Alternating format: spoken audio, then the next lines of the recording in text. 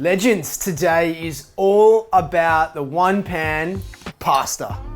I'm around food, so I'm always excited, but I'm really excited by today because we're gonna completely change the game when it comes to cooking pasta and creating a sauce. We're gonna do it all at once. Usually, you create your sauce, you create your pasta, you merge them two together when you serve, and everybody wins. But what we're gonna do is take them and put them together.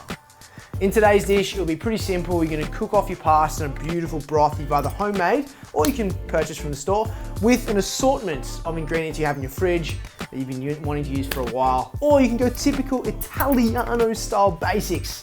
Tomato, fresh basil, onion, garlic, finish with your cheese. It's delectable, it's tasty, and you get the perfect consistency you are after.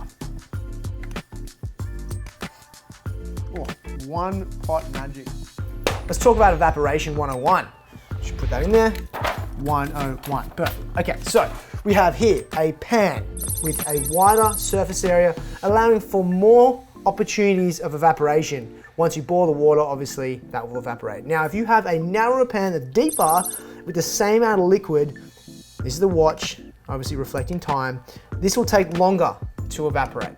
Okay, so when you are talking about time, you still want to cook your pasta in and around that 12 minutes. So this is why this point is important. If it takes longer, your pasta is going to turn out soggy. You may remove that sauce that you want, but at the same time, by having a wider base of support, you have a quicker cooking time and getting the perfect al dente sauce consistency. So team, this is all about the preparation, not gonna lie. So I'm gonna chop up all our ingredients and just put it into a pan. Now, what I want you guys to do is, particularly with your onion and your garlic, if you can, get them to a fine slice as best as you can.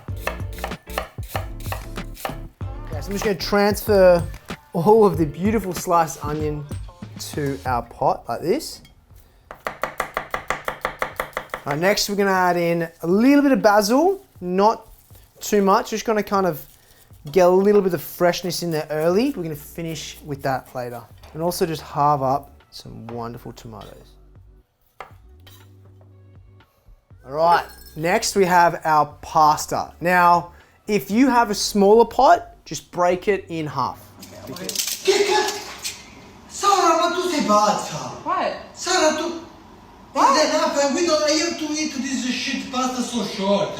What do you mean? Because ultimately you need the pasta to be submerged. And it's okay if you just go smack, drop it in. All right, so in goes our pasta, along with a pinch of pepper, and of course some salt, a glug of olive oil, you beauty, some wonderful mushroom stock. Next, you wanna make sure you're submerging everything. So particularly your pasta, that needs to be under the water as best as possible. All right, from there, we're just gonna turn our heat on and we're gonna start to bubble away. Keep an eye on it. If it's evaporating too quickly, just add a bit more liquid. If it's taking not long enough, obviously you can remove some, but ultimately you're still looking for about that 10 to 15 mark in time to cook for that pasta. And then at the end, you have a beautiful little liquid of sauce that you have perfected by doing nothing. It's time to get our fresh herbs in. So as I always say, your fresh herbs, generally speaking, so like your basil, your coriander, your parsley, you wanna wait until a bit later to get them into the game, purely because their power can kind of tail off, and we wanna make sure they stick around for a while. Beautiful fresh basil in there. All right, at this point, now it's time to add in your cheese.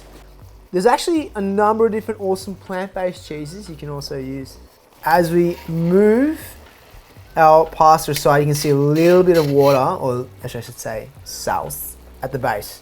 That's exciting. That's all you need. A little bit more olive oil, some pepper, and of course, can't go wrong with a bit more basil. Legends, look at that. 10 to 12 minutes.